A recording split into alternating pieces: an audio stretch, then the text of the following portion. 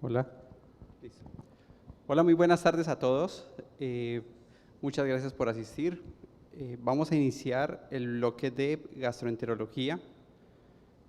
Soy Juan Manuel Jiménez, gastroenterólogo. El presidente de mesa no ha llegado aún, entonces, pues en aras de tiempo y puntualidad, voy a ir iniciando la charla que me compete. ¿De acuerdo? Entonces vamos a empezar a hablar de enfermedad inflamatoria intestinal. Vamos a enfocarnos en manejo de la urgencia y manejo de lo ambulatorio.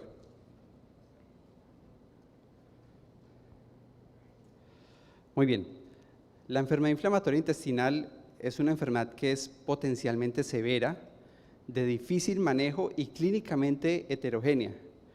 Tiene dos presentaciones, la colitis ulcerativa, la enfermedad de Crohn.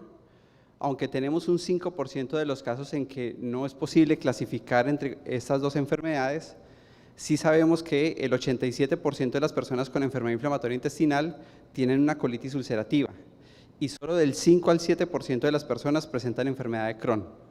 En la colitis ulcerativa es una inflamación difusa de la mucosa colónica que afecta al recto y se extiende en sentido proximal, como vemos en las imágenes. Perdón, yo trato de enfocar.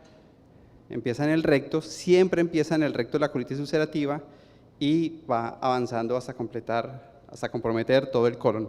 Mientras que la enfermedad de Crohn puede abarcar cualquier parte del intestino delgado, generalmente la localización es iliocolónica o del ilion terminal y es transmural, es decir, que compromete todo el espesor del intestino. En los diferentes estudios, la prevalencia y la incidencia de la colitis ulcerativa es entre 1.2 y 20.3 en la población mundial. En los estudios de Colombia en el año 2017 tenemos que la incidencia de colitis ulcerativa es de 15.2 por cada 100.000 habitantes y una prevalencia de 67.07 por cada 100.000 habitantes. Así bien, la incidencia de la enfermedad de Crohn es de 0.68 por cada 100.000 habitantes y una prevalencia de 8.3 por cada 100.000 habitantes. Es muy baja, por eso la enfermedad de Crohn es considerada una enfermedad huérfana en nuestro país. Muy bien, entonces lo primero es que tenemos que hacer una diferencia entre la manifestación de colitis ulcerativa y la enfermedad de Crohn. Hay diferencias clínicas, hay diferencias de localización, porque según el tipo de enfermedad, pues hacemos un enfoque de tratamiento diferente. Entonces, en esta tabla, ¿qué vamos a ver? Las principales características clínicas. En la colitis ulcerativa, el sangrado rectal es muy frecuente, mientras que la enfermedad de Crohn es más bien raro. El dolor abdominal es raro en la colitis ulcerativa, es frecuente en la enfermedad de Crohn, y ese tipo de molestia, cuando está presente en la colitis ulcerativa, es principalmente una urgencia defecatoria, mientras que en la enfermedad de Crohn es tipo cólico y es infrecuente. Cuando hay fiebre, en la colitis ulcerativa estamos frente a una enfermedad muy severa y es raro, mientras que la enfermedad de Crohn es frecuente que se presenten episodios febriles en el paciente. La presencia de masas abdominales en la colitis ulcerativa son raras, en la enfermedad de Crohn es más frecuente esa sensación. La enfermedad perianal se da es en la enfermedad de Crohn. En la colitis ulcerativa no hay compromiso de la mucosa perianal, es igual al resto de la población general. Lo mismo la presencia de fístulas es de la enfermedad de Crohn. Es muy raro ver fístulas en la colitis ulcerativa, solamente la fístula rectovaginal, y es extremadamente raro. Entonces, cuando tengan presencia de fístulas, siempre piensen en enfermedad de Crohn en el contexto de enfermedad inflamatoria intestinal.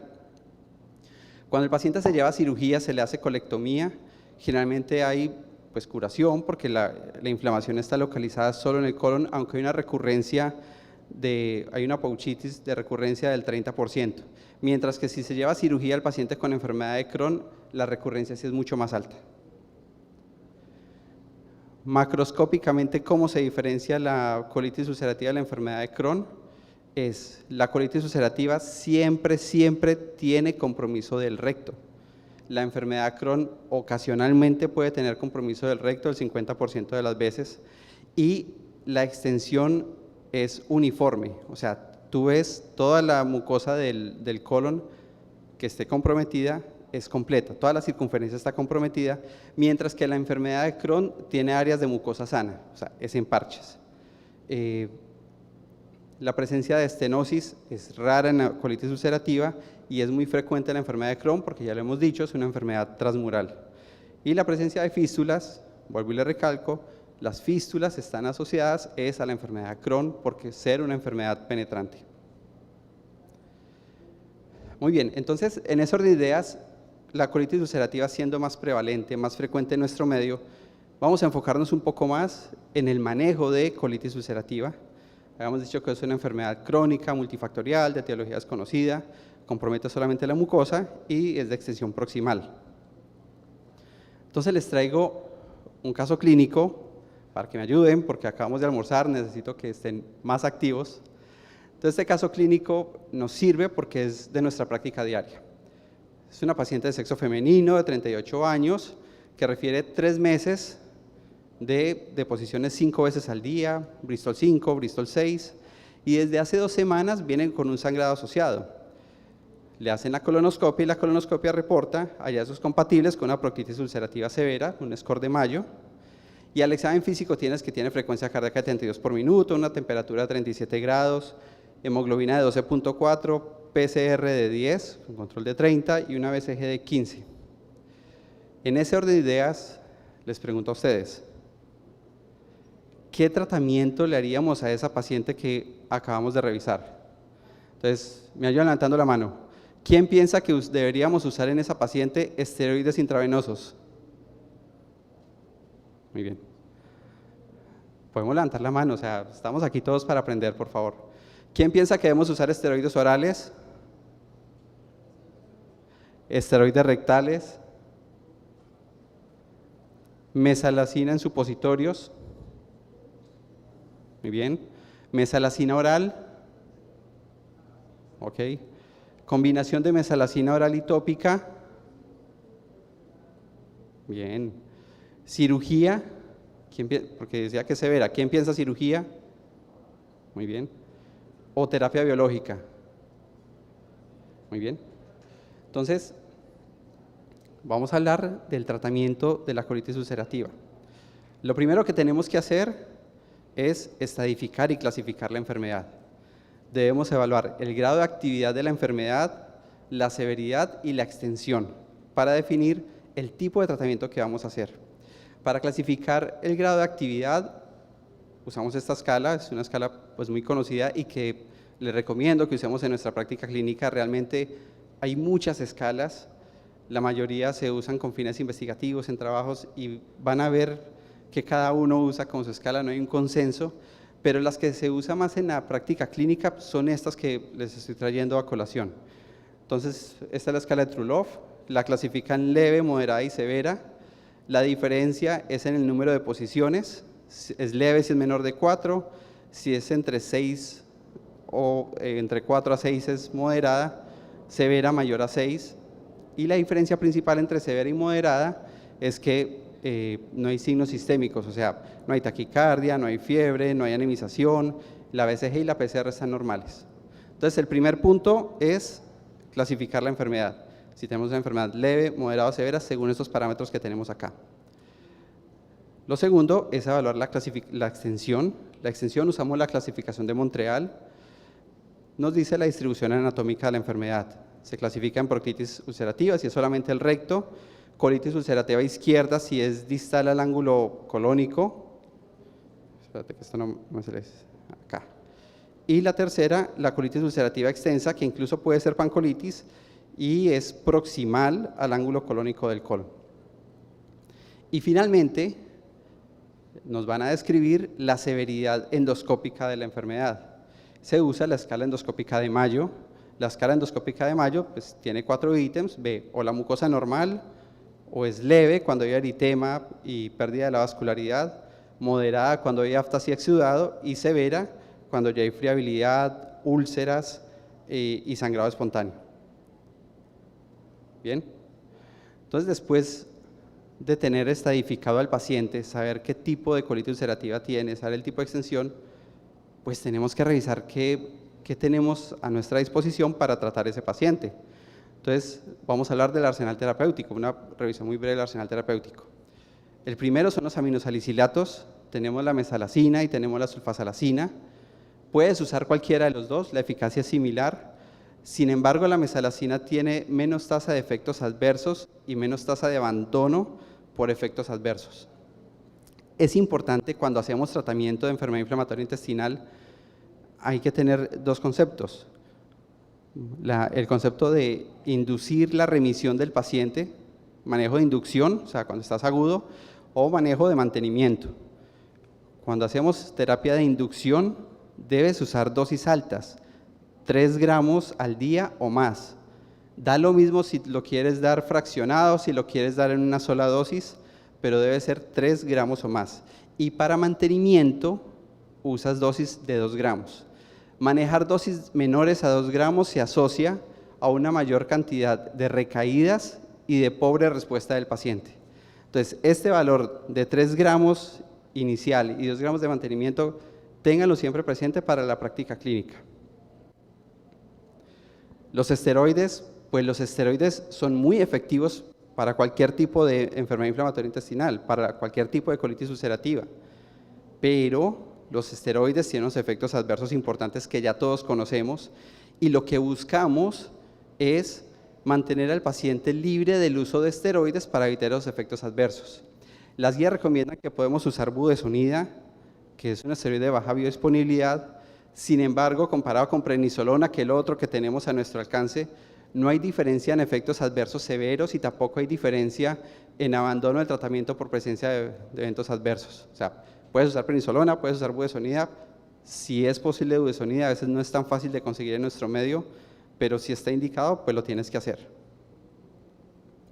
Tenemos también los inmunomoduladores, que están las tiopurinas, la satioprina. La satioprina sirve para mantenimiento del paciente. Acuérdense que esto es una enfermedad crónica, tenemos que seguirlo mucho tiempo, pero no sirve para inducción. O sea, no puedes usar la satioprina para inducir la respuesta del paciente, es para mantenimiento solamente. Y sirve muy bien cuando lo combinas con infliximab para mejorar, para tener respuesta clínica y para tener respuesta endoscópica del paciente. El metotrexate en la colitis ulcerativa no tiene beneficio, comparado con placebo no sirve, ni para inducción ni para mantenimiento de la terapia. Funciona en enfermedad de Crohn si lo usas dosis subcutánea de 25 miligramos al día, oral no funciona. Solamente los estudios han mostrado que sirve en esta forma de administración. Y tenemos los anticuerpos monoclonales y las pequeñas moléculas, entre esas están los anti-TNF, tenemos el infliximab, adalimumab, golimumab, tenemos antiintegrinas como el vedolizumab, anticuerpos monoclonales IgG1K como el ustekinumab, tenemos inhibidores de JAK kinasa, pequeñas moléculas como el tofacitinib o el upadacitinib para el manejo de este tipo de pacientes.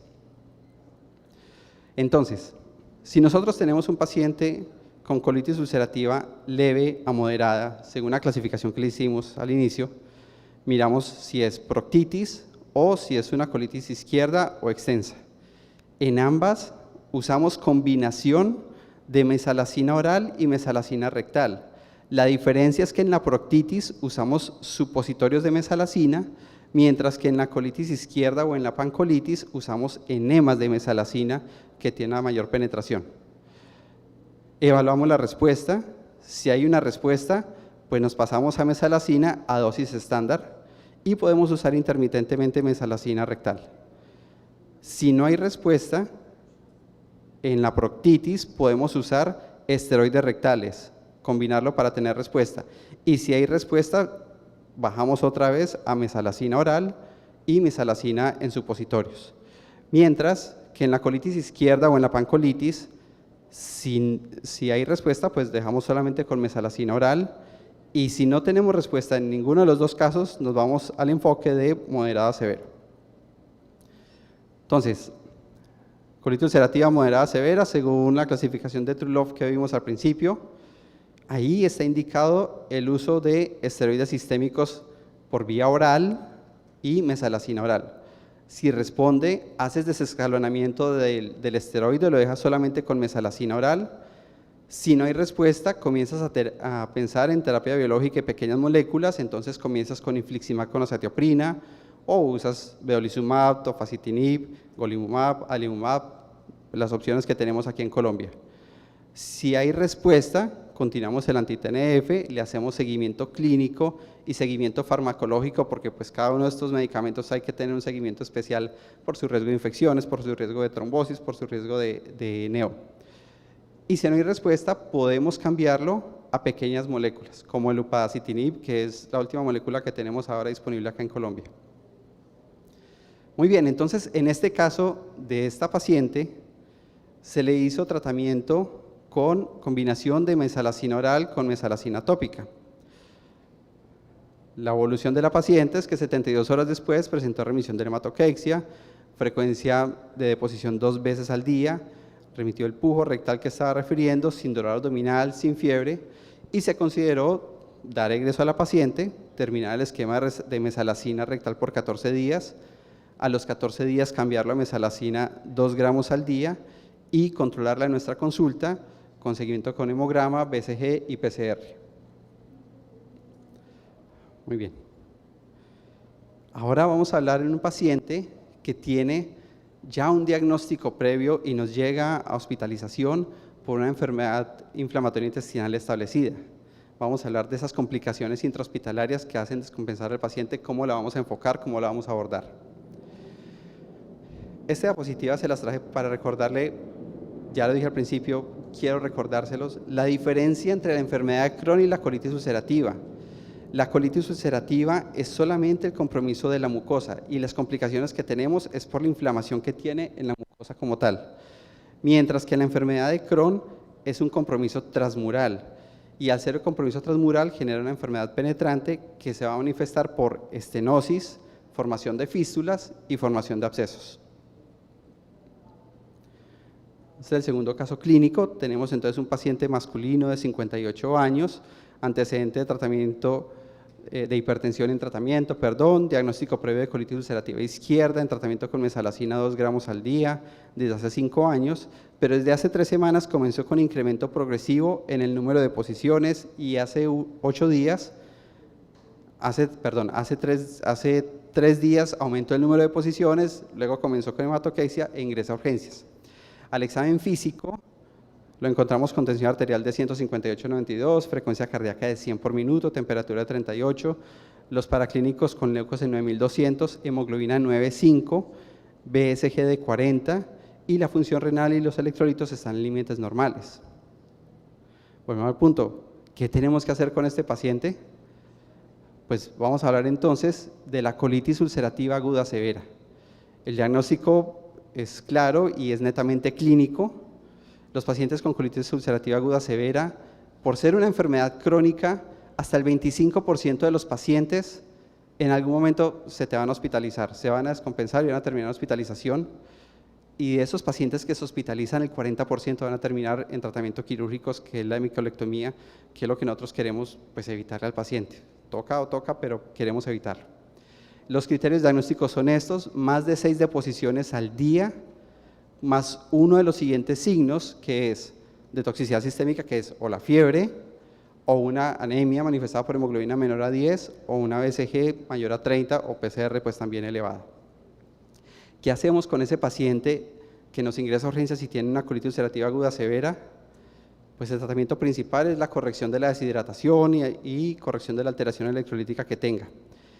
El segundo punto es muy importante, es la tromboprofilaxis, porque resulta que el riesgo de enfermedad tromboembólica en el paciente con colitis ulcerativa es 6 veces mayor que la población general. Y si le da una enfermedad tromboembólica, una descompensación de la colitis ulcerativa, la mortalidad le incrementa 2.5 veces. En ese orden de ideas, hay que hacerle tromboprofilaxis al paciente.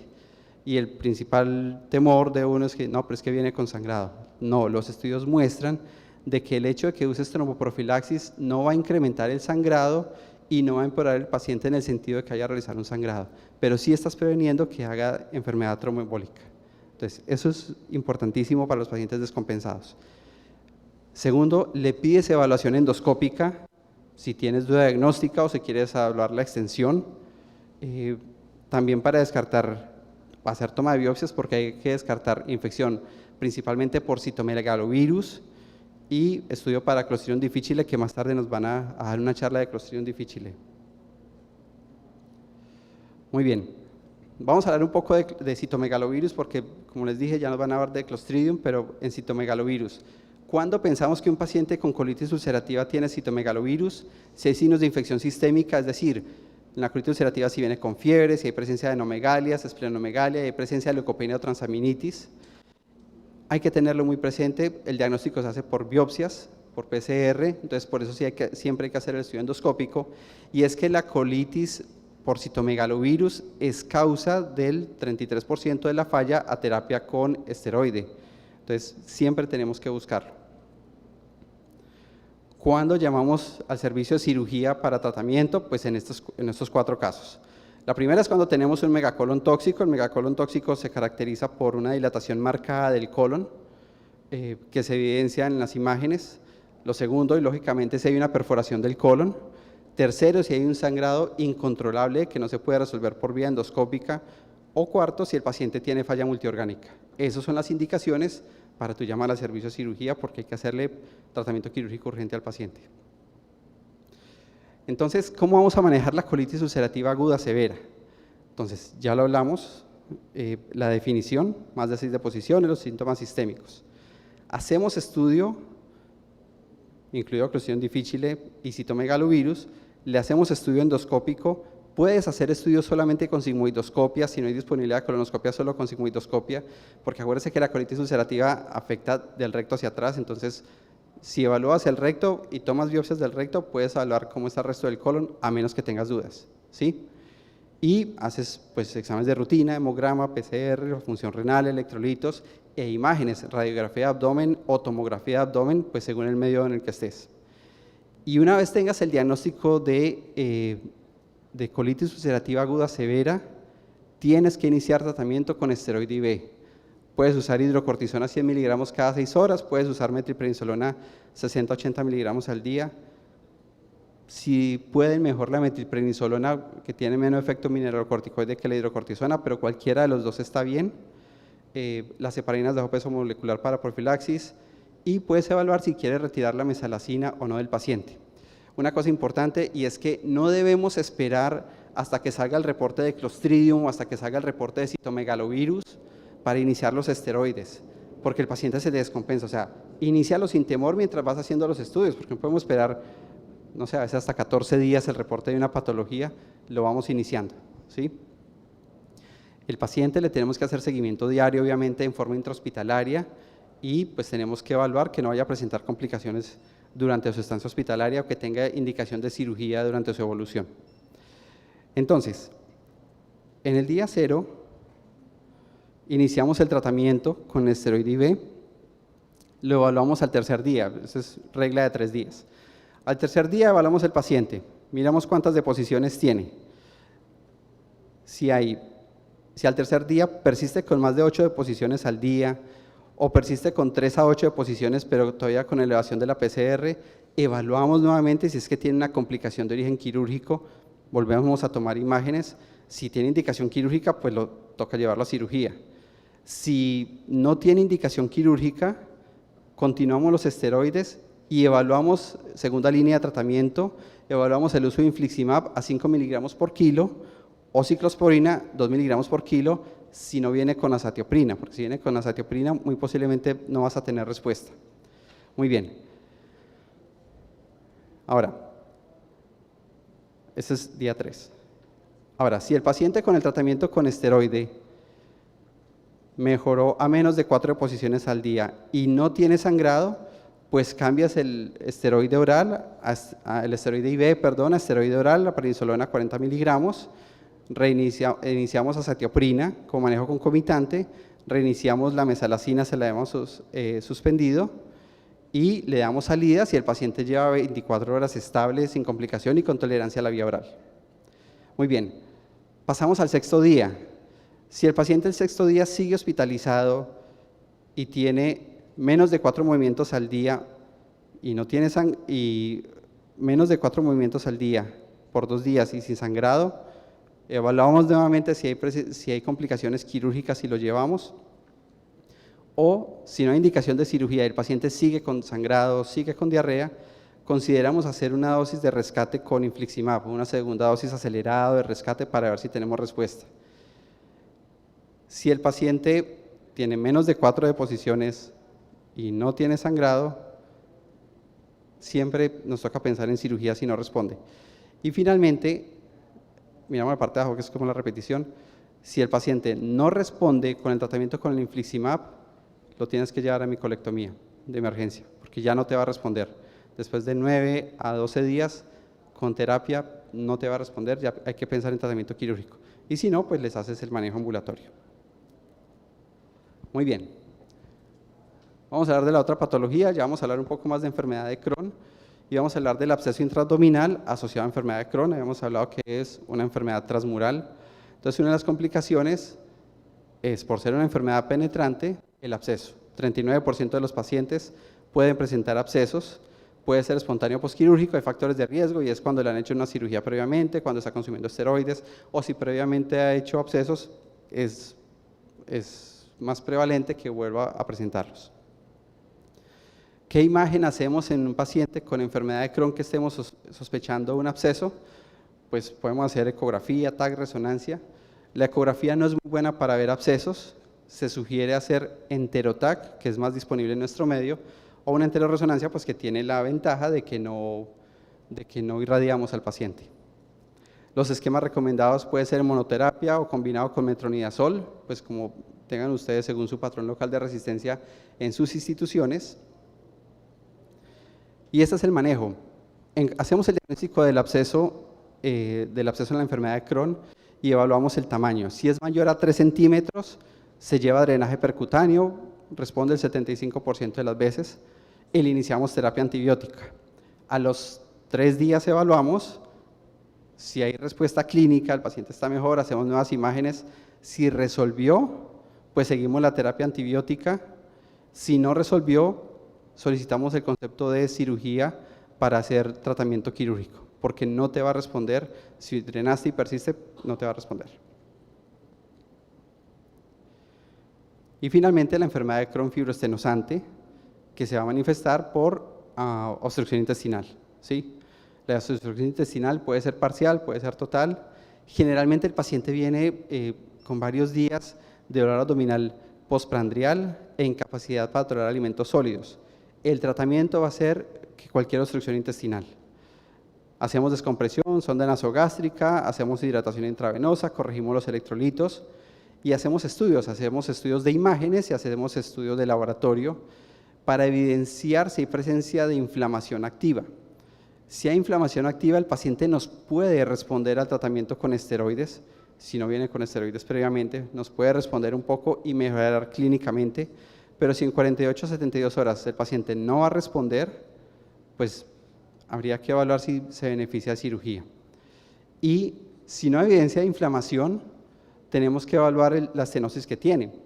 Entonces, si es una estenosis única mayor de 5 centímetros o son múltiples estenosis o no es fácil llegar endoscópicamente al sitio, el tratamiento sería netamente quirúrgico. Si no cumple esos criterios, podríamos llevarlo a dilatación endoscópica. Muy bien, y ya para terminar un poco del control ambulatorio después de que el paciente le damos egreso, ¿qué hacemos con el paciente cuando nos llega control después de la hospitalización? Pues en colitis ulcerativa volvemos a clasificarlo, usamos otra vez la actividad de True-Love, aquí ya está por puntos, y en ese orden de ideas tenemos enfermedad inactiva o en remisión, leve, moderada o severa, según el puntaje que ven ahí. Hablamos de remisión cuando hay una completa remisión de los síntomas y cicatrización de la mucosa, que ahí es donde vamos.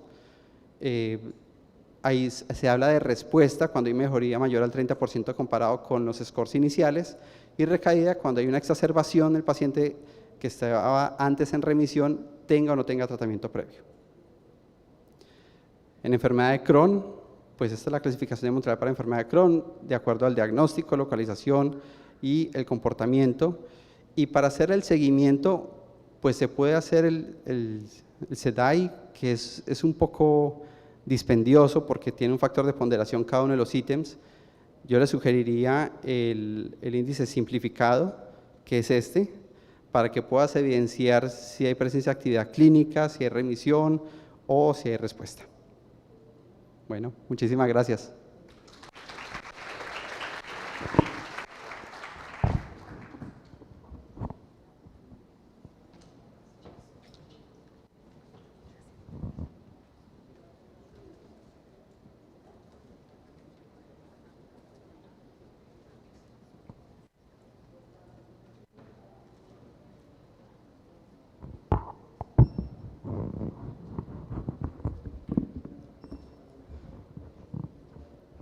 Bueno, buenas tardes. Encantada de estar aquí. Muchas gracias a los organizadores del Congreso por la invitación y la oportunidad de estar con ustedes hoy. Mi nombre es María Vázquez, yo soy gastroenteróloga en la Clínica Mayo en la Florida y vengo hoy a hablarles de estreñimiento. Yo creo que al final del día, si se quedan en este salón todo el día, van a terminar siendo unos expertos y nunca van a tener problemas en manejar a un paciente con estreñimiento, porque yo les voy a hablar un poco de un aspecto del estreñimiento y más tarde otro colega va a hablar de los tratamientos a más profundidad, así que vamos a empezar.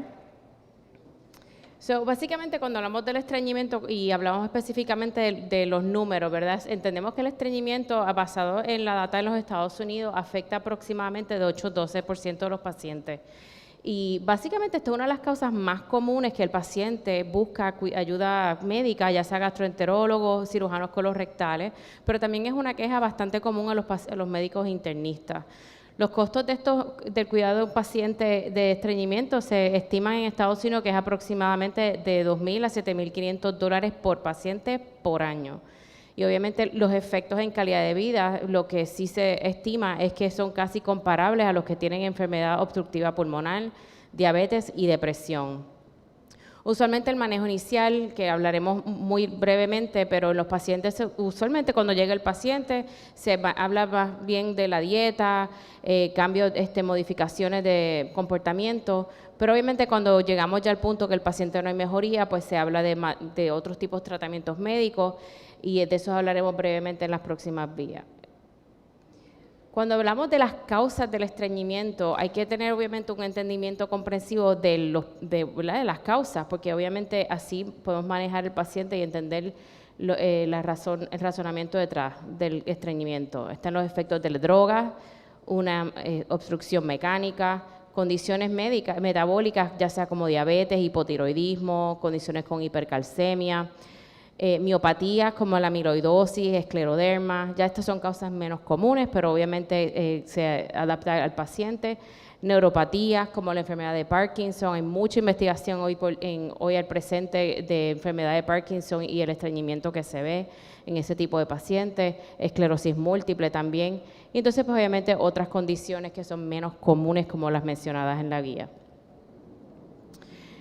Lamentablemente son un poco pequeños, pero medicamentos son muchos, ¿verdad? Están como los antihipertensivos, los bloqueadores de la bomba de calcio, de los canales de calcio, entre otros, narcóticos. Yo no sé cómo es el impacto del manejo en narcóticos en Colombia, pero les puedo decir que en Estados Unidos es un problema grande. Tan grande que hay esto un término para describirlo, estreñimiento inducido por opioides. Y naturalmente pues sabemos que eso es un efecto secundario de los narcóticos o los opioides.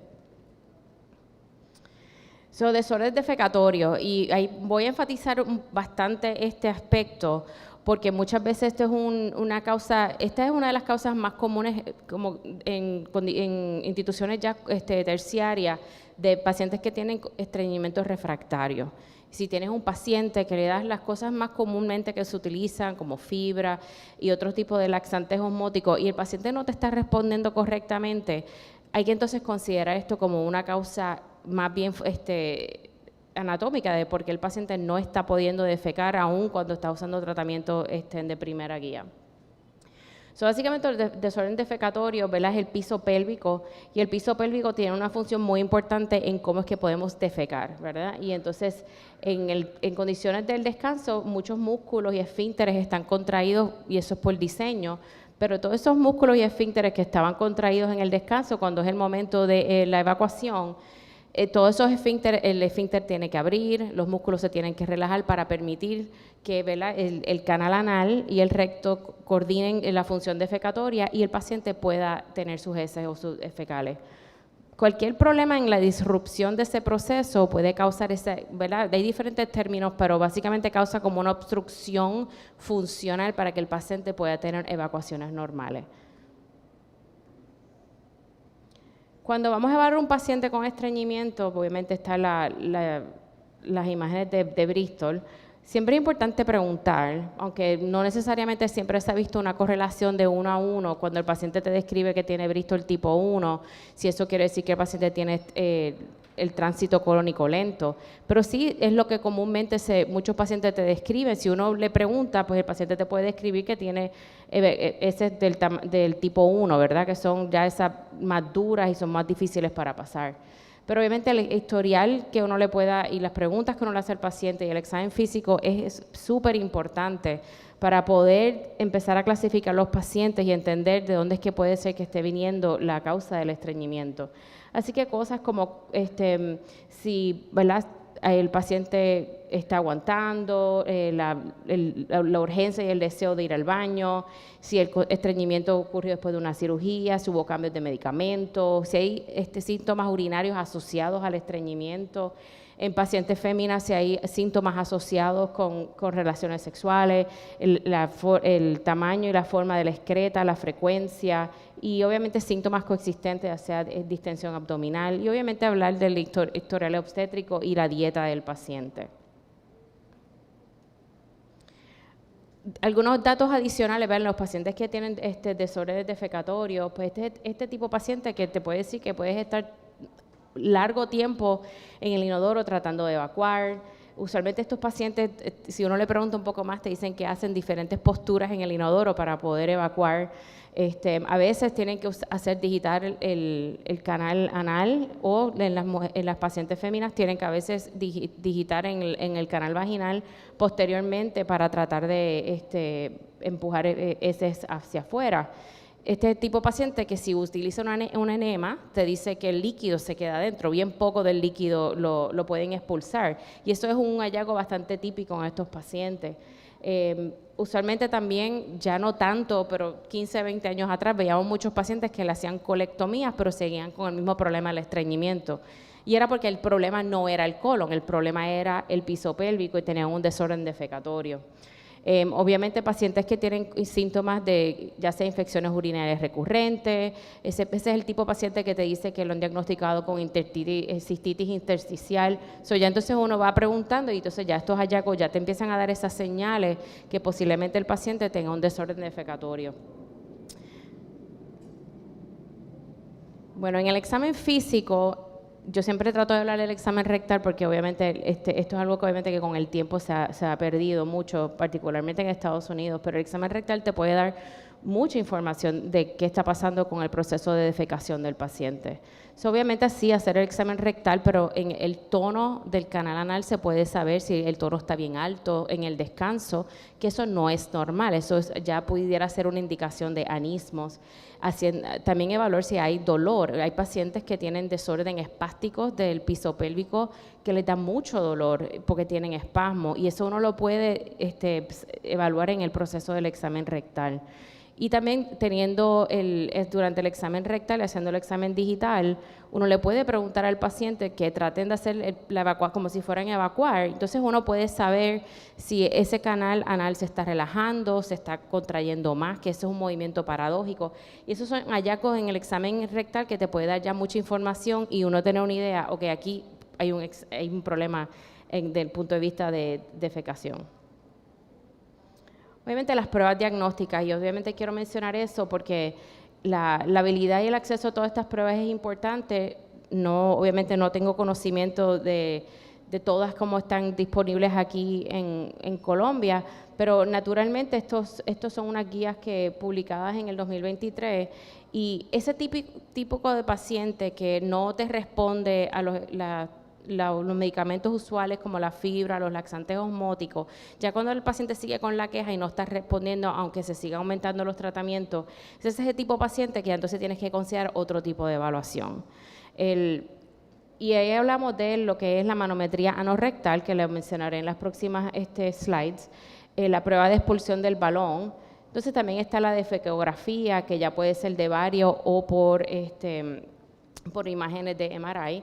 El tránsito colónico se debe de evaluar si la prueba anorrectal está normal o no hay evidencia de que hay un desorden defecatorio. Y eso hablaremos un poco más de eso en adelante. ¿Qué es la manometría anorrectal? Bueno, en la imagen inicial, si nunca han visto lo que usualmente una vez se puede someter al paciente, es un catéter, ¿verdad? Que este catéter aquí en el canal anal tiene sensores Y esos sensores, pues obviamente, pues van a poder determinar cómo es el tono del músculo basado en las acciones que se le pide al paciente. Tiene este balón que está en el área rectal y ese balón de información de la sensación, que también es una parte que se evalúa durante la manometría. Hay dos diferentes catéteres, el que por lo general se utiliza mucho más, el de alta resolución. Los catéteres viejos son los convencionales que eran perfundidos por agua. Obviamente ya la mayoría de las instituciones académicas utilizan los de alta resolución porque es más fácil, obviamente ya sean anormalidades más sutiles se pueden determinar desde el estudio y obviamente se van midiendo diferentes funciones y presiones durante el estudio. Aquí en el esquema de extrema derecha, pues obviamente lo que usualmente se hace es que inicialmente se le pide al paciente, después que está descansado y aclimatado a tener el catéter, se mide cómo es la presión al descanso, después se le pide al paciente que haga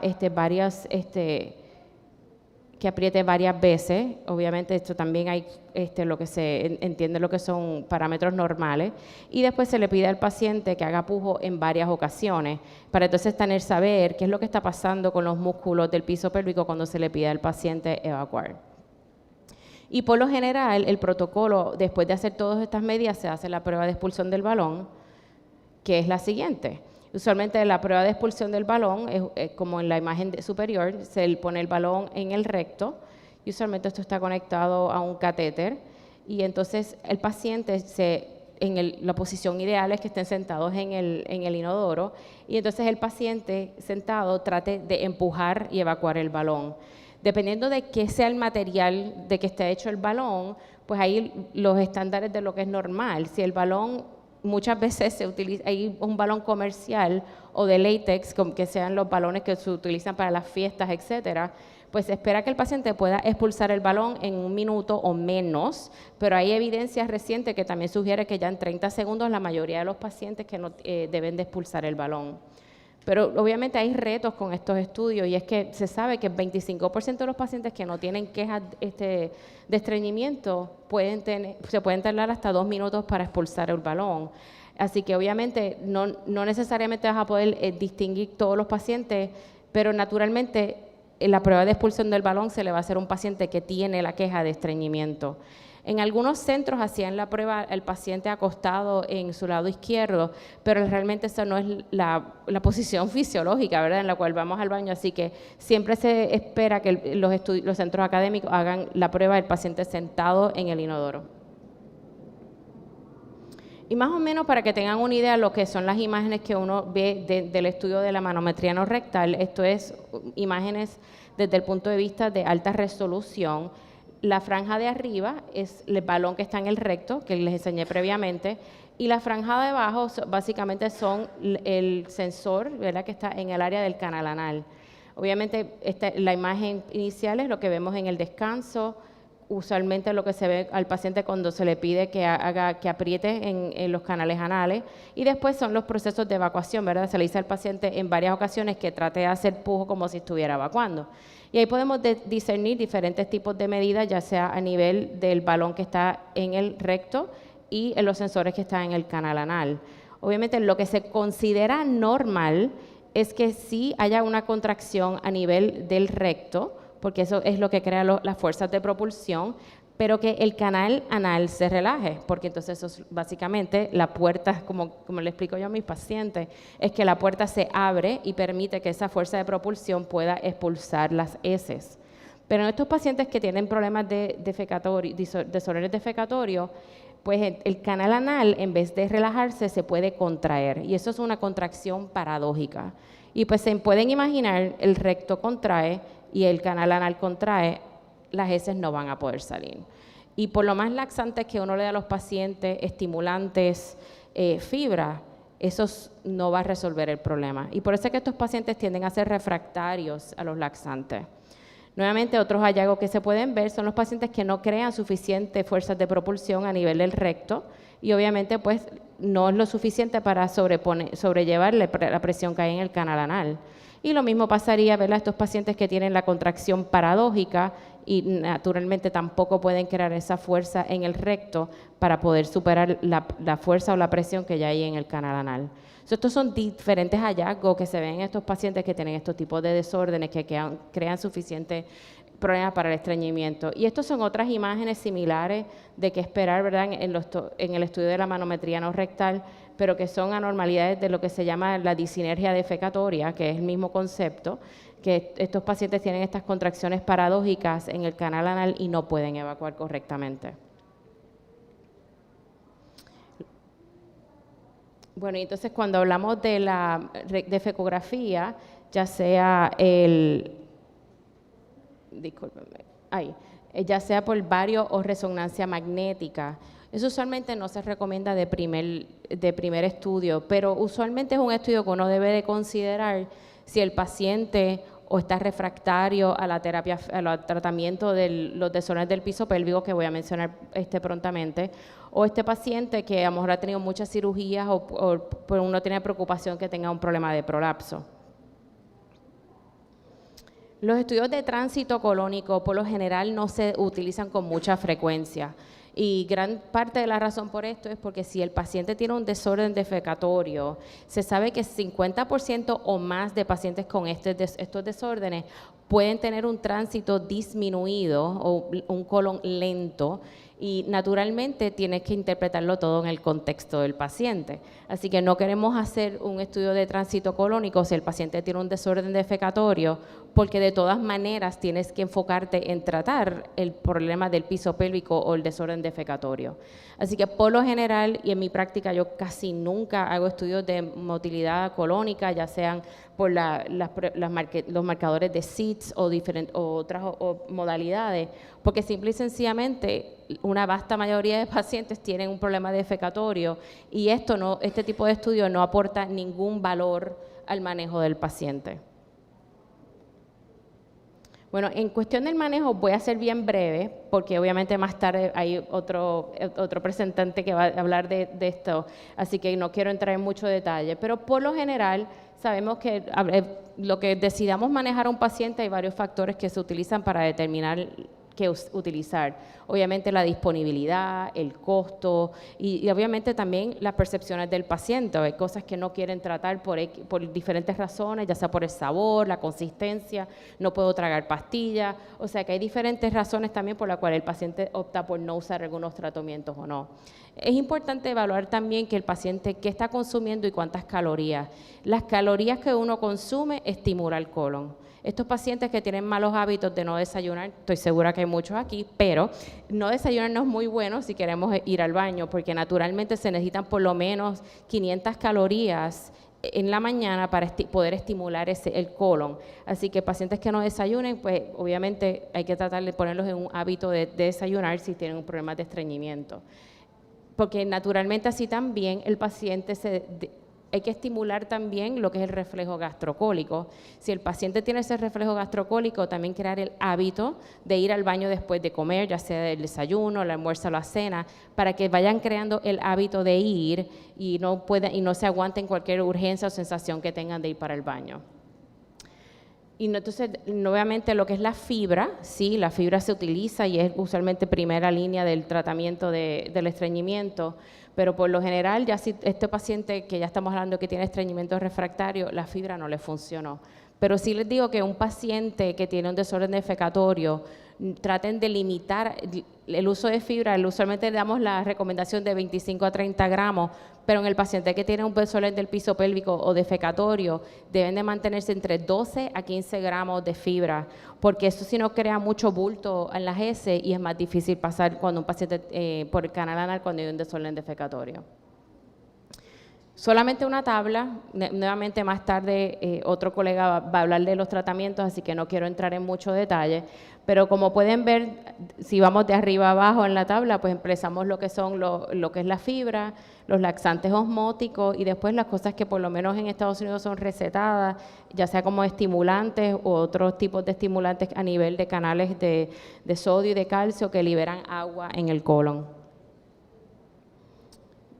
Puse esto cuando estábamos hablando, mencioné inicialmente lo de los opioides, de los narcóticos, porque obviamente esto se ha convertido en un problema en los Estados Unidos, pero obviamente hay diferentes agentes que se consideran como las primera y segunda y tercera línea de manejo de los pacientes que tienen estreñimiento por narcóticos. Y pues obviamente están los agentes de primera línea como los laxantes, estimulantes y osmóticos, lubiprostona, que sí tiene una indicación en Estados Unidos para el manejo de estos pacientes, y están también los pacientes estos medicamentos que actúan directamente en los receptores periferales, donde los narcóticos sí tienen un impacto para contrarrestar el efecto.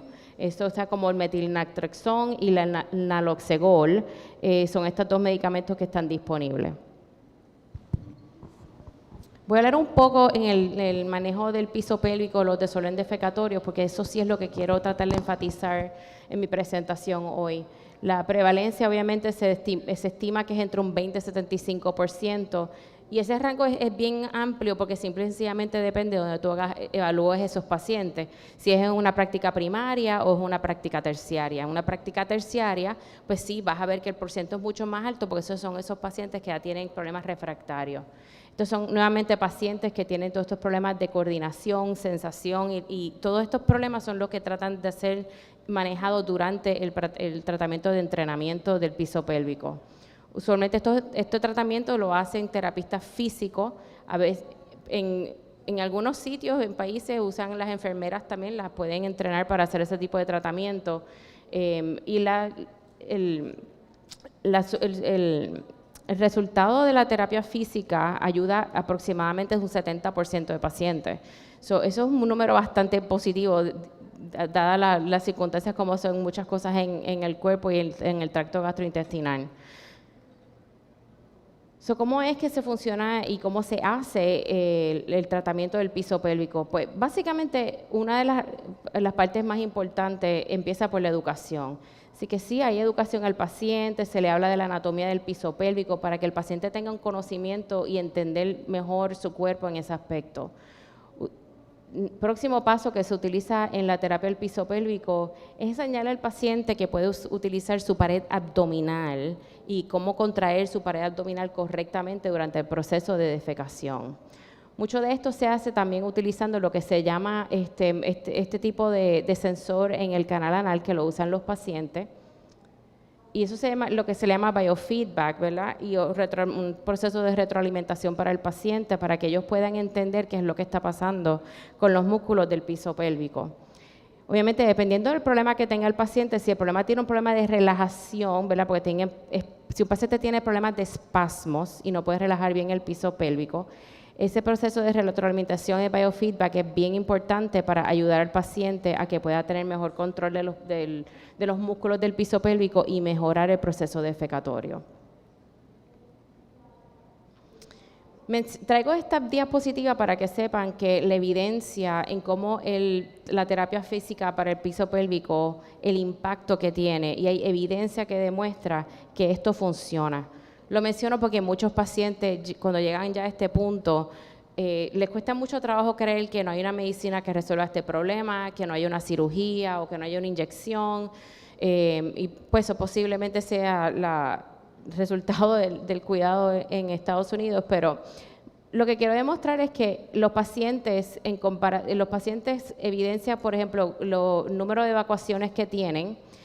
Esto es básicamente en el baseline son las líneas blancas y las líneas negritas son los pacientes que después han cogido la terapia.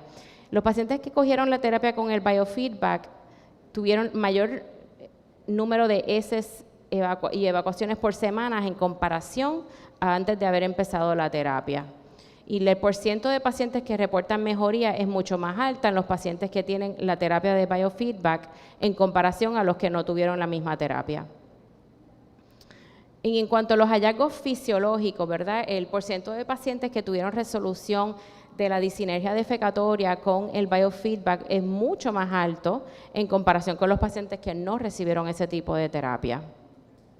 Igual manera, cuando estamos evaluando la expulsión del balón, esos pacientes que se tardaron casi 2 minutos o más para expulsar el balón cuando cogieron terapia de biofeedback, que son las líneas negritas, son los pacientes que tuvieron una mejoría dramática en expulsar el balón. O sea que obviamente el mensaje es que la terapia de biofeedback a través de terapistas físicos, sí hay evidencia contundente realmente, porque en las próximas diapositivas también otro estudio que evaluó la terapia física a largo plazo. Esto es un año después. Estos pacientes que tuvieron la terapia de biofeedback, esa mejoría se sostenía al año. Esos pacientes continuaban con un tiempo razonable de expulsión del balón, como pueden ver en la imagen de la izquierda superior derecha. Se continuaban con muchas veces más semanales en comparación a donde estaban antes de haber empezado la terapia. Así que naturalmente el mensaje es que la terapia de biofeedback a través de una terapista que tiene experiencia en esta área sí demuestra mejoría en estos pacientes y sí tienen su calidad de vida mejora muchísimo en estos pacientes y la disinergia se resuelve en una gran mayoría de los pacientes. Yo estuve mirando un poquito y sí encontré que hay terapistas. Estos no son terapistas que hay montones en el área, ¿verdad? Y lo mismo pasa en Estados Unidos. Sí ha sido un área que ha habido más crecimiento en terapistas físicas para tener disponibilidad a los pacientes, porque hay áreas, dependiendo donde viva el paciente, no tienen acceso a terapistas físicas con este conocimiento y esta experiencia. Así que obviamente es importante crear más conocimiento y educación en la comunidad para que haya más terapistas, para que puedan ayudar a estos pacientes que tienen estos problemas refractarios de estreñimiento secundarios a los problemas defecatorios con el piso pélvico. Brevemente, lo que son los tratamientos quirúrgicos del estreñimiento. Les digo esto básicamente para mencionarlo, pero es importante entender que 5% o menos de los pacientes verdaderamente necesitan un tratamiento quirúrgico para manejar su estreñimiento. Por ejemplo, si es un paciente que uno entiende que tiene inercia colónica, es bien importante saber que este paciente no tiene ningún hallazgo de desorden defecatorio. ¿Por qué? Porque, como mencioné previamente, estos pacientes tú les sacas el colon y siguen con estreñimiento, porque el problema no era el colon. Yo llevo ya en la clínica Mayo en la Florida ya con 12 años y cuando empecé todavía veía pacientes que le habían sacado el colon, habían tenido una colectomía, pero venían a la clínica porque todavía no podían tener heces normales. Y obviamente eso apena mucho porque uno sabe que eso no era la solución y naturalmente estos son pacientes que tenían problemas de disinergia defecatoria y obviamente uno en ese momento los ayuda a que mejoren, pero menciono esto porque el colon por lo general no es la razón, es la causa menos común del estreñimiento. Y por eso es que hay que tener bien pendiente y consciente de que hay otras causas y no es sacar el colon. Estos pacientes que tienen problemas ya sea con prolapso o rectocele, sí se pueden hacer alguna cirugía, pero sí les menciono también esto porque usualmente estos pacientes que tienen ya prolapso o rectocele, por lo general la gran mayoría tiene un problema del piso pélvico o disinergia defecatoria y eso hay que mejorarlo y esos pacientes tienen que coger la terapia física, porque la realidad es que muchos de estos pacientes les corrigen el rectocele o el prolapso, si no arreglan el problema del piso pélvico, vuelven a tener el problema nuevamente. Y sí, también he visto muchos pacientes que le arreglan los rectoceles, hacen cirugía y vuelven otra vez a lo mismo. Así que tengan muy pendiente que cualquier cirugía del piso pélvico tiene que ser que el paciente haya tenido evaluación comprensiva de que el problema primario no era el piso pélvico. Y ya estamos casi terminando. Esta es una imagen vieja que tengo, pero sigue siempre siendo de mucho valor, porque obviamente cuando vamos a tratar de estratificar el manejo de los pacientes, pues está lo que es básico, ¿verdad? Un buen historial, hablar de los medicamentos que pueden causar problemas para el estreñimiento y obviamente hacer ese buen examen rectal.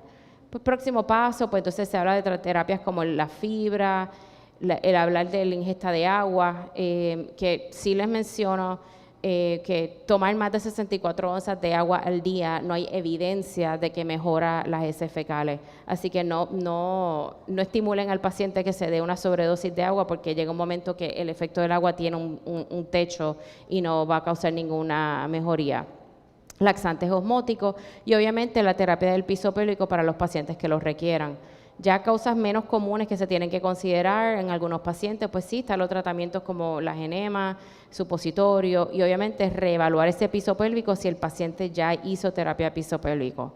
Y eso es algo que yo hago mucho en mi práctica. Los mando de terapia piso pélvico, vuelven 6 meses más tarde, la realidad es que todavía tienen problemas y necesitan más terapia física.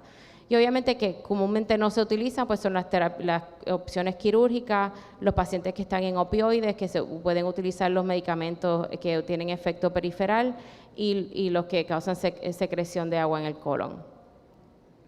Y nada, yo creo que esta es la última diapositiva y que se me está acabando el tiempo, así que justo a tiempo. Un poco busy, como decimos en inglés, pero básicamente le pueden tomar fotos, pero esto es una manera de ponerlo todo junto, ¿verdad? Y cómo vamos evaluando a ese paciente que tiene estreñimiento crónico y qué hacer y qué no hacer, ¿verdad? Dependiendo en cómo responde el paciente. Así que siempre tengan presente manometría anorrectal y el tratamiento del piso pélvico para esos pacientes que tienen problemas refractarios, porque probablemente ese es lo que tienen. Y muchas gracias. Ahí tiene mi correo electrónico y si da tiempo en la sesión de preguntas, pues entonces lo manejamos. Gracias. Doctora Vázquez, muchas gracias. Excelente conferencia. Sin duda, un tema al que nos enfrentamos los internistas día a día. A continuación, vamos con nuestra última conferencia previo al descanso. Tenemos la doctora Dana Harris. Ella es profesora asistente. Doctora, por acá.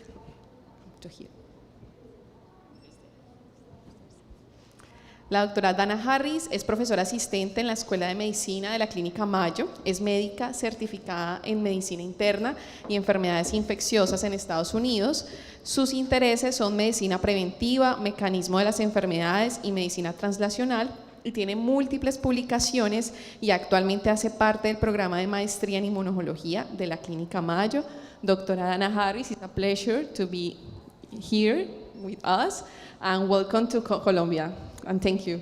Thank you very much. Thank you for the invitation. It's a special country and it's a very pretty city. Thank you. To continue with gastrointestinal conditions, this is a Clostridioides difficile infection.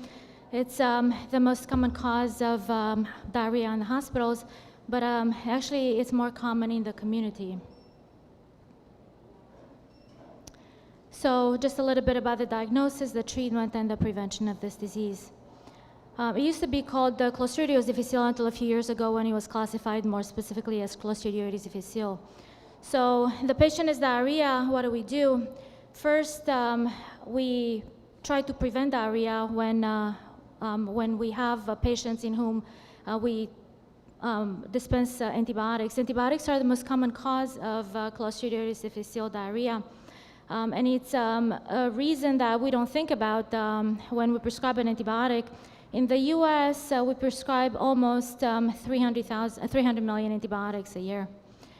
And most of the time we do not discuss diarrhea or Clostridioides difficile diarrhea with our patients. What this does, this disrupts the GI flora. So antibiotics kill bacteria. We have a microbiome in our GI system, 10 times more cells in our intestines than we have in the rest of our body, including bacteria, fungi, protozoa. So we kill the bacteria in the intestines, we disrupt that ecosystem, that equilibrium, and the patient then gets, if the patient gets exposed to Clostridium difficile, the patient can be infected. This Clostridioides difficile can form toxin and inflammation and diarrhea. How do we test for it? So what is diarrhea? Diarrhea is more than 3 unformed stools in 24 hours. And Maria showed the Bristol score, and that's the 7. We can test in more than one way. In our hospital, we do a 2-step system. We check for the glutamate dehydrogenase. Glutamate dehydrogenase is an enzyme produced by all Clostridia difficile. Some of the Clostridium difficile produce toxin and some do not. So this is not a specific enzyme. It's sensitive but not specific, this glutamate dehydrogenase. So then we check for the toxin. We check to see if the patient has a toxin. Toxin is not very sensitive, so we have to combine these two tests together. If the two tests are positive, then the patient has Clostridium difficile diarrhea. If they're not, if one is positive and the other one is negative, we can confirm with a more specific test, the PCR, the polymerase chain reaction, that tests for the gene that produces the toxin. We do not use that because it tests for the gene, so perhaps the patient is a carrier and that's not the cause of the diarrhea. So really for that to be more sensitive, for that to be more clinical, it has to be paired with the toxin. But we use that as confirmation. But we do not test unless we think that the patient has a Clostridium difficile because there are many causes of diarrhea. The treatment is endorsed by major societies, the American College of Gastroenterology, Infectious Disease Society of America, and the European Society of Infectious Disease. They all endorse treatment for the first-time infection with vancomycin or fidaxomicin. Fidaxomicin is as effective as vancomycin, but fidaxomicin decreases for treatment, but there's decreased risk of recurrence with fidaxomicin compared to vancomycin. So that's why the Infectious Disease Society of America prefers fidaxomicin, and also the Europeans prefer fidaxomicin. Fidaxomicin is a macrolide that came on the market in 2011. If the patient is at risk of recurrence, so if this does not treat, if the patient is at risk of recurrence, then there is an antibody, bexlotoximab, that we can use in patients at high risk of recurrence. Those are the older patients over the age of 65, immunocompromised, patients who've had the Clostridium difficile in the past or who are on antibiotics. This is an antibody for the toxin B. There are two toxins, A and B. This is against toxin B. It neutralizes the toxin and it prevents inflammation on the colon. Therefore, it prevents relapse. So in patients who have fulminant infection, and that means shock, hypotension, megacolon, as our first colleague showed, we use vancomycin orally or by NG tube 4 times daily, combined with metronidazole IV. So oral metronidazole is not used or is not recommended because it has a high risk of a relapse. It's used in places where there's no choice. You have to use something, and metronidazole is used in that case. But in the case of fulminant, Clostridium difficile is used in the IV form because it concentrates in the colon. But if the patient has ileus, then you add vancomycin enema. In these cases, if the infection is not treated, you can consider the fecal stool transplant. And you can actually repeat that in the hospital a few times. And at the same time, you call your surgical colleague to see if the patient needs a colectomy. So if the patient has a recurrence or a second infection, and that means an infection within 8 weeks, that is recurrence. So the infection, the first infection was not treated properly, there's risk of relapse. After the first infection, there's a 20% risk of relapse. After the second infection, 40%, and after the third infection, 60% or more. So the more the patient has the Clostridium difficile infection, the more the patient does not get treated. So what we can do to treat the second infection is to either to treat with an antibiotic that was not used the first time. So if the patient was treated with vancomycin the first time, then the second infection is treated with fidaxomicin. Or we can consider a longer taper of vancomycin, just a smaller and smaller dose over 8 weeks, or a smaller dose of fidaxomicin, the long taper, and that's over about 3 weeks. And again, all these are endorsed by all the societies, American and European as well. If there are more relapses, again, the more the patient's relapses, the more the patients will relapse. So after the second infection, there's a 60% relapse rate. The treatment, again, we can consider fidaxomicin, vancomycin a longer treatment, but the patient will probably relapse. Now, what's been shown in the last 10 years or so is the fecal transplant, so microbiota transplant, this microbiota that we try to protect and not kill with antibiotics, that's very important in preventing infection with Clostridioides difficile. We transplant that, we can transplant that fecal material after we treat the patient with an antibiotic for 10 days. We wait a couple of days and then we transplant with the fecal material, and that has a high success rate of over 80%. And now we have two new treatments that are called the live biotherapeutics. One is in the form of spores by mouth, and one is in the form of enema. It's Firmicutes and Bacteroides. So again, all societies endorse microbiota treatment after the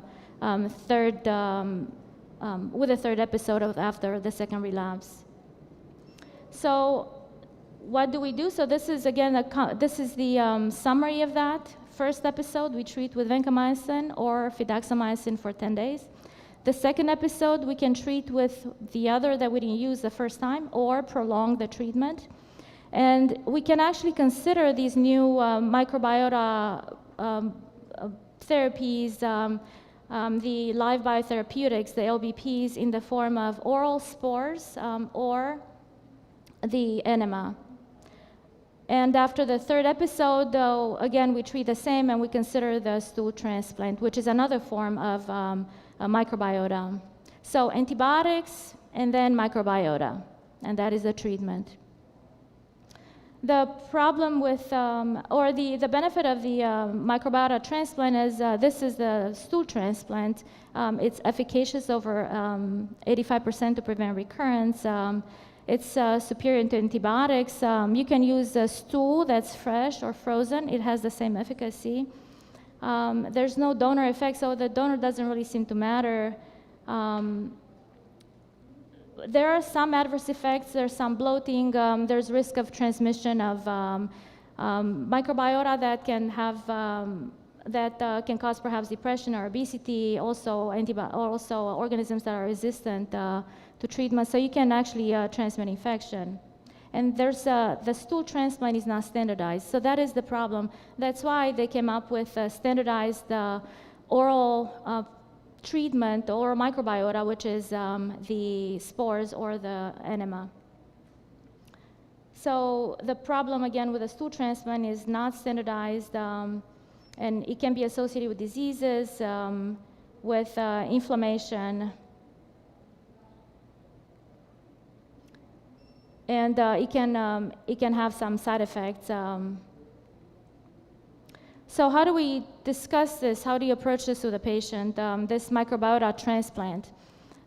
We treat with an antibiotic like fidaxomicin or vancomycin for at least probably for 10 days or until the inflammation decreases.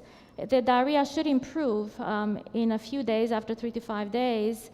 But because there's high risk of recurrence, we tell the patient, we advise the patient that probably he or she will benefit from microbiota transplant. So, and that is in the form of either the standardized or the stool transplant. And we refer to a specialist for that. Here, Dr. Vasquez is one of our specialists, or the specialist at Mayo Clinic in Florida for stool transplant.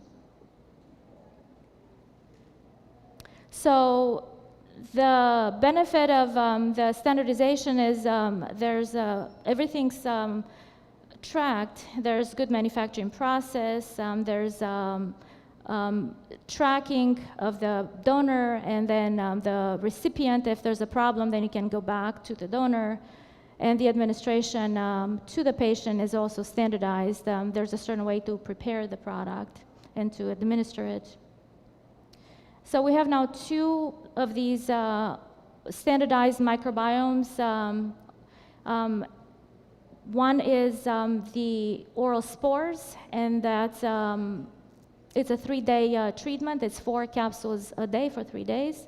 you do not have to, you do have to do a bowel preparation. So you treat with fidaxomicin or vancomycin for 10 days, or if the patient cannot see a specialist, in those 10 days, you continue the fidaxomicin or the vancomycin in a smaller dose until the patient is able to see a specialist.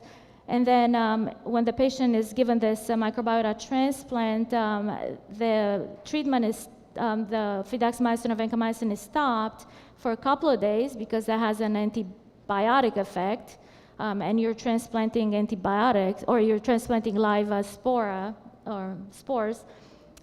You give in the form, the oral form, you give the patient an enema, or you give the patient a laxative, a preparation with magnesium citrate the day before, and then you give this treatment, which is 3 days, 4 capsules each day for 3 days. And that decreases relapse about 80 to 90% actually. So it's as good as the stool transplant. The other form is the enema. And it's a combination of firmicutes and Bacteroides, and that one you do not have to use a bowel preparation, so no laxative before. So actually the stars are the ones that are FDA approved, and the star under the oral should be under the firmicutes. But what we have as far as these oral or these new standardized preparations, they're either oral or enema. The oral are stool-based. We have 3 that are stool-based. One of them is FDA approved, and that's the SIR 109. That's the FDA approved. The star is in the wrong place. The SIR 109 is FDA approved. The others are in study, so that is stool. The first 2 are stool in an oral capsule. The third one is spores, the firmicutes. And then they're also synthetic, so oral by mouth, but synthetic. So they're not from donors. They're synthetic, made in the lab, different strains of Clostridia, for example. And then there's the rectal enema. So these are the treatments available. These will likely replace the fecal transplant in places where these can be afforded.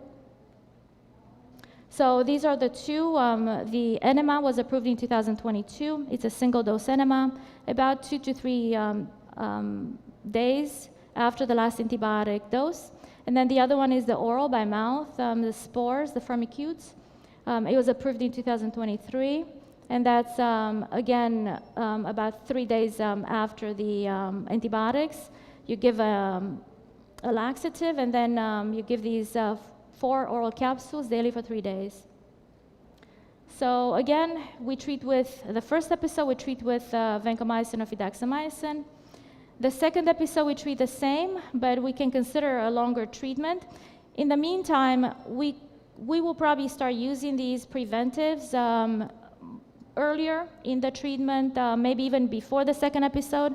In patients at high risk of recurrence, we'll use these oral microbiome treatments.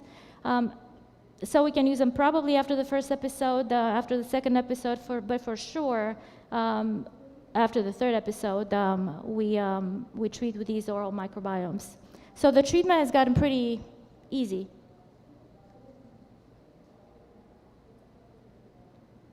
So this is just a conclusion that, again, we transition from antibiotics back to stool or oral preparations that are standardized. Well, thank you very much. I hope that was useful. Thank you, Dr. Harris. So, vamos a hacer ahorita la sesión de preguntas, pues tenemos bastante tiempito.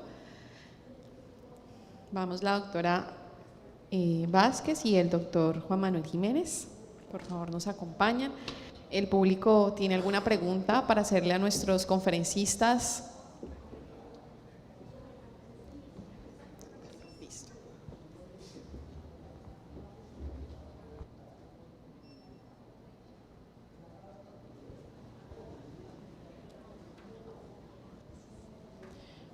Bueno, buenas tardes. Doctor Jiménez, en nuestra realidad en Colombia quisiéramos tener todos los medicamentos disponibles, como aparece en la lista, y uno poder como seguir el orden de lo que dice la guía según la clasificación del paciente. ¿Qué más quisiera uno que evitar mayor dosis para evitar efectos adversos? Pero nuestra realidad muchas veces es que el paciente llega con cuadros que son moderados, no clasifican como severos, colitis ulcerosa me refiero, y no tenemos disponibles en primera mano mesalazina, enemas de budesonide, y quedamos viendo, bueno, ¿qué hay en farmacia para arrancar tratamiento? Corticoides endovenosos, y no nos queda mucha alternativa. Hacemos formato de compras, pero va a tardar 4 o 6 días en que se consiga. ¿Deberíamos esperar si el cuadro es moderado? ¿O cuál sería la forma de comenzar tratamiento cuando tenemos falta de estos primeros, que probablemente de pronto en el ámbito ambulatorio a veces los consiguen un poco más fácil que intrahospitalario, de forma paradójica? Y segunda pregunta, en los cuadros que son moderados, que el paciente todavía tiene deposiciones sanguinolentas pero que no cumplen más de 6, más de 5, ¿cuáles serían los criterios para definir el alta? ¿Puedo darle al paciente el alta cuando todavía algunas deposiciones son con sangre? Ok, gracias por la pregunta. A ver, entiendo en nuestro medio, me pasa igual, a veces no tenemos todas las herramientas que quisiéramos. Habíamos dicho que el esteroide responde, o sea, le va muy bien al paciente cuando iniciamos esteroide, paciente con enfermedad inflamatoria intestinal. El problema es que dejamos al paciente unido a los efectos adversos y por mucho tiempo. Toca individualizarlo porque es que cada paciente o sea, si no le haces un tratamiento, si te quedas esperando, el paciente se te puede descompensar y se te puede deteriorar. Entonces, si de verdad es tu último recurso, pues tienes que iniciar el esteroide IV, porque no tienes más, porque toca. Lo ideal es que no, y debemos pues como hablar con nuestras partes administrativas, decirles, venga, tenemos esta enfermedad, nos está llegando, pero no tenemos recursos para tratarlo, necesitamos tenerlo, y eso es lo que hay que tratar en cada institución. Pero en tu práctica, si no tienes otra opción, pues tienes que hacerlo. ¿Cuál fue la segunda? Ok. Ok, el punto con el sangrado es que de por sí el sangrado es un criterio para hospitalizar al paciente. Entonces, si el paciente mejoró sus deposiciones, pero aún sigue con sangrado, hay algo que no ha mejorado. Muy posiblemente es porque tengas persistencia de una inflamación importante, que aunque ha disminuido el número de posiciones, sigue inflamado y algo está pasando.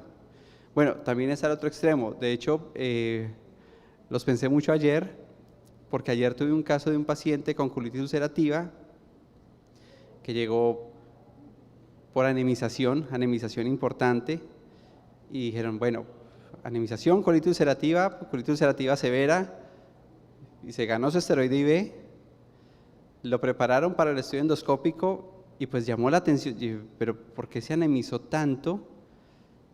Entramos y en la colonoscopia estaba sano, ahí no era. Entonces entramos a hacer la endoscopia arriba y tenía una enfermedad angioesplásica del intestino delgado. Entonces, si tienes un paciente que sangra, pues tienes que buscar otras causas de sangrado diferente si en teoría no ha mejorado. Pero la recomendación es que si te sigue sangrando, si hay un número de posiciones, mejor no, búscale más porque debe tener alguna otra cosa.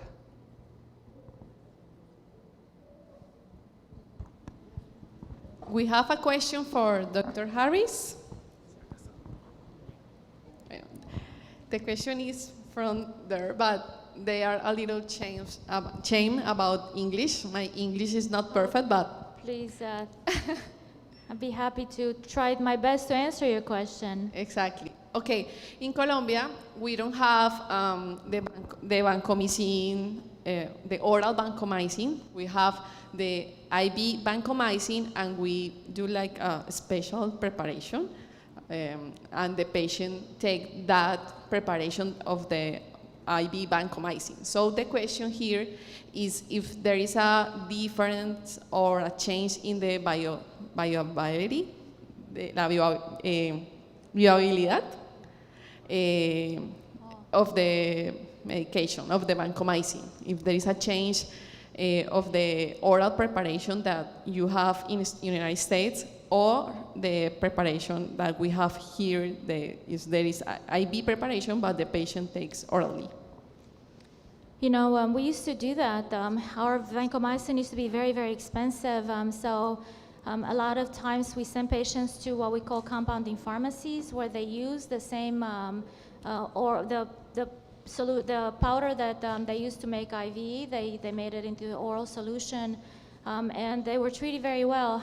I do not know the bioavailability of one versus the other, but our patients did very well on those formulations. Actually, I think it's very similar. Okay. Dr. Vasquez is actually the expert, so.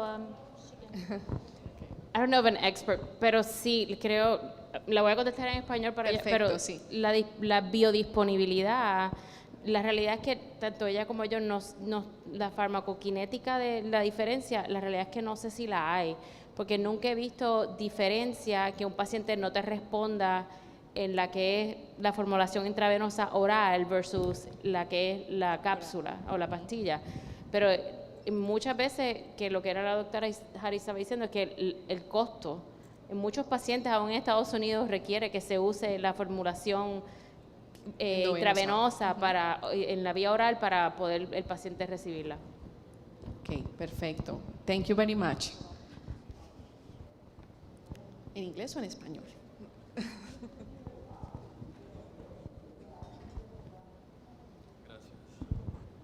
Buenas tardes, las preguntas para el doctor Jiménez.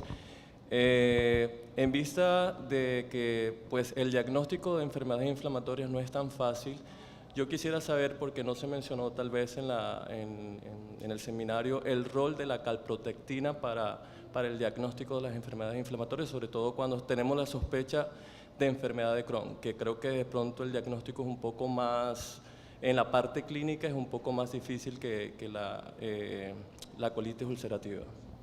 Sí, realmente enfermedad inflamatoria intestinal es extenso. Sí fue por tiempo que no mencioné los métodos diagnósticos porque pues no era con objetivo principal, pero tienes toda la razón. La enfermedad inflamatoria intestinal no es fácil de diagnosticar, es uno llenarse de varios criterios clínicamente, paraclínicamente.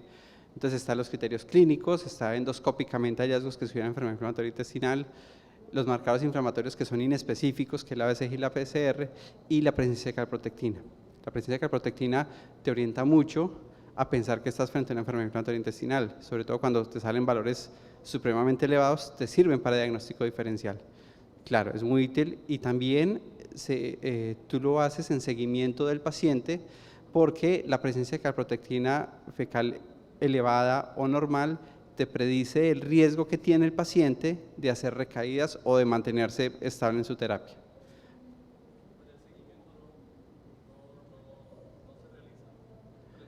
Sí, por eso. Para el seguimiento, tú la solicitas porque si está persistentemente alta y el paciente tiene beneficio, o sea, hay respuesta clínica, pero te sale la calprotectina fecal elevada, ojo que ese paciente no va tan bien como tú crees. Ese paciente te puede hacer recaída. Es un predictor de recaída a largo plazo. Perfecto. ¿Alguna otra pregunta?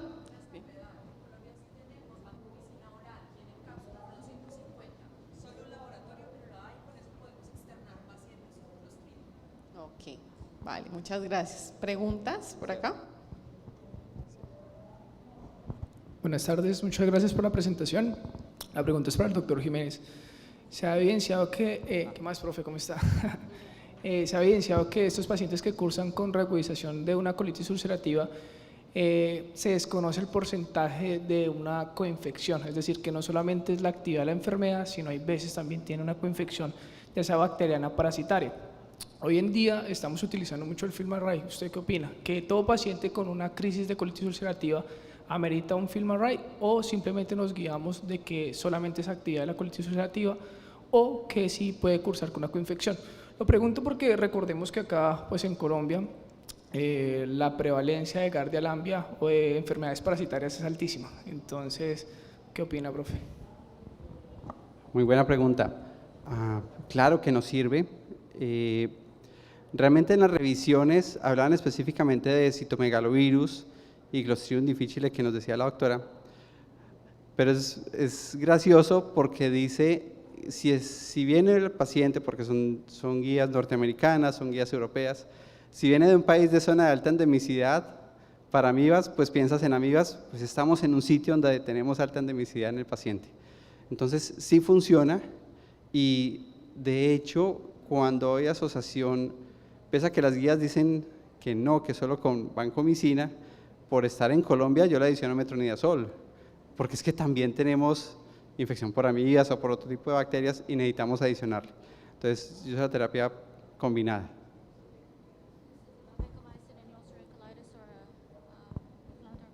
Other parasites that may be risk factors for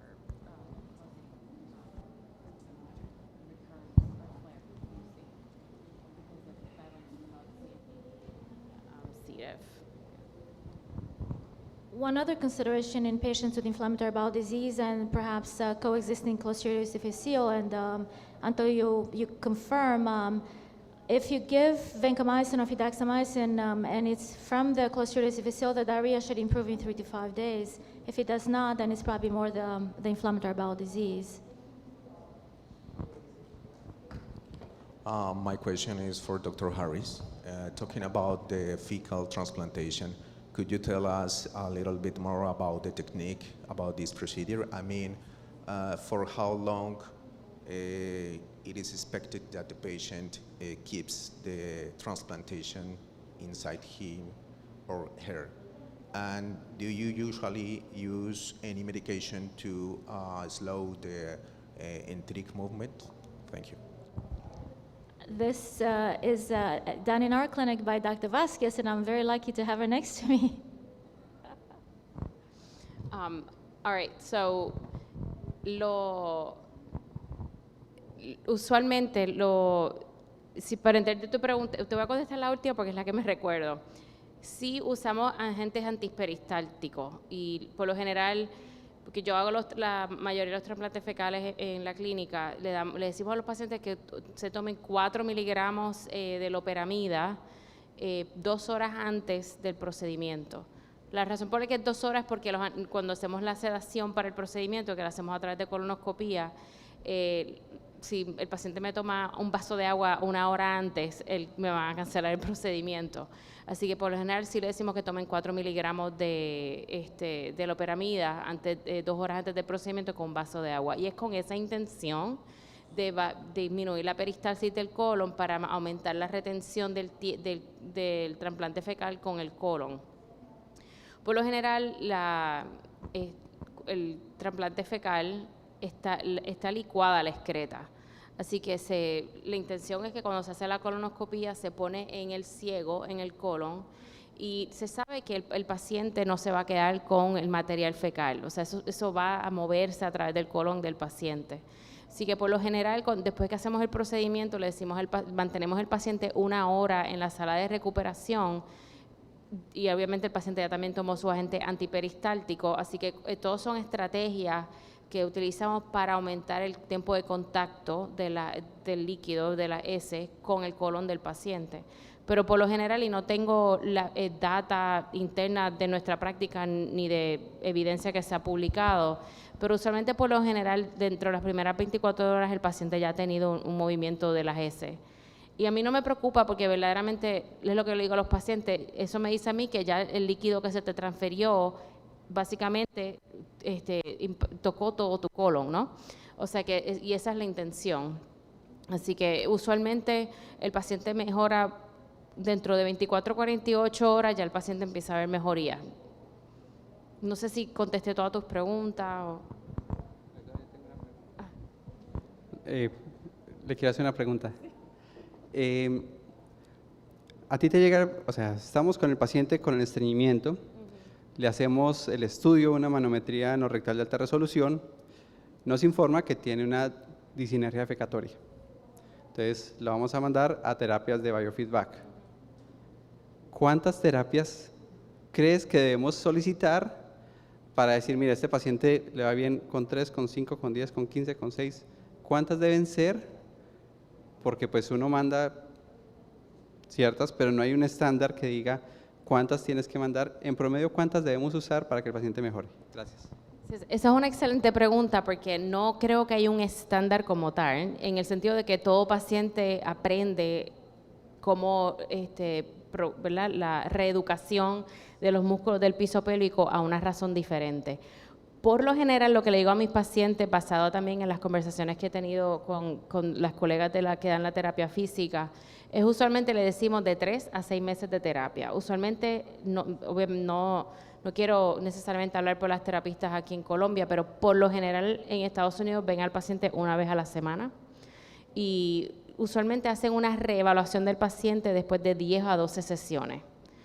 Porque no sé cómo pasa aquí en Colombia, pero en Estados Unidos tienes que básicamente documentar la justificación médica para que sigan cubriendo las terapias.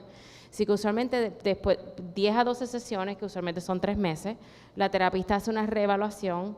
Hay un porcentaje relativamente grande, de 30 a 50% de los pacientes ya después de 3 meses de terapia o 10 a 12 sesiones han recobrado bastante función y no necesitan más terapia.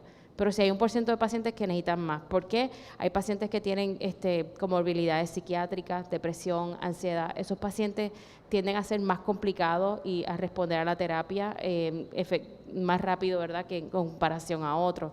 Los pacientes masculinos tienden a no tener respuesta muy efectiva tampoco, así que requieren más terapia más larga duración, ¿verdad?, ya sea porque es un tabú social que el hombre tenga problemas para evacuar, etcétera, no le gusta hablar de eso, tienen más problemas de ansiedad en resultado a esto. Así que por lo general, contestación larga, pero de 10 a 12 sesiones y después se reevalúa si el paciente necesita más. Gracias. Muchas gracias. Buenas tardes.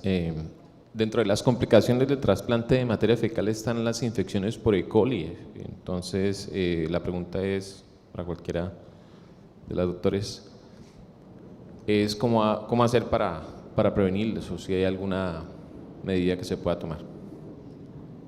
That's why the standardized is a better option, because they test for the parasites, they test for the resistant E. coli, so they do not transmit the disease. So that's why the standardized will replace, most likely in a lot of parts of the world, the fecal transplant.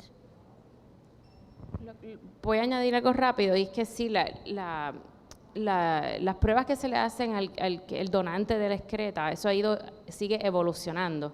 Y las últimas guías que salieron del FDA, que es la entidad que regula todo eso en Estados Unidos, hay que hacer pruebas de PCR a la excreta del donante para estar seguro que no hayan material genético, ¿verdad?, del E. coli, porque sí se han visto casos, se han reportado casos.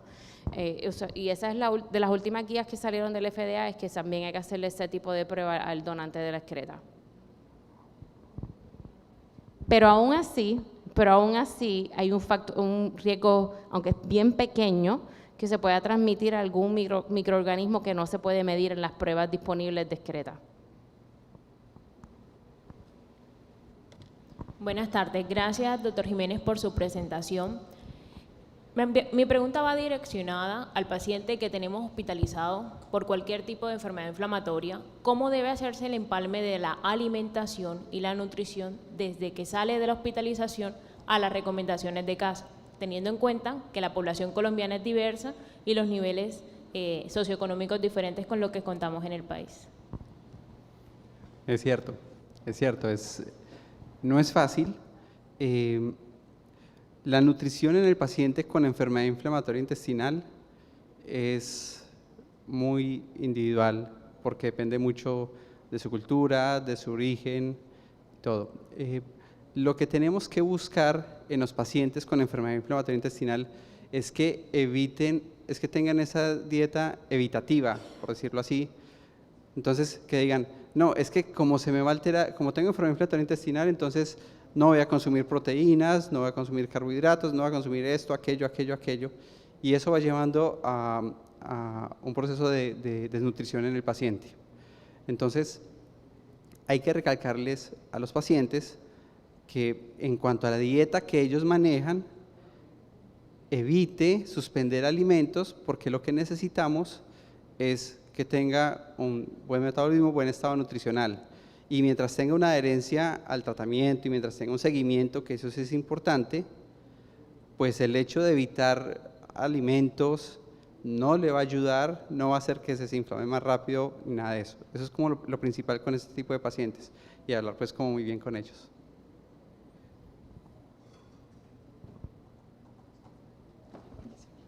Ok, tenemos otra pregunta en el auditorio. Ok, bueno, no, muchas gracias entonces a todos por su asistencia, a nuestros conferencistas, y los esperamos ahorita a las 4 para continuar con nuestro bloque de gastroenterología.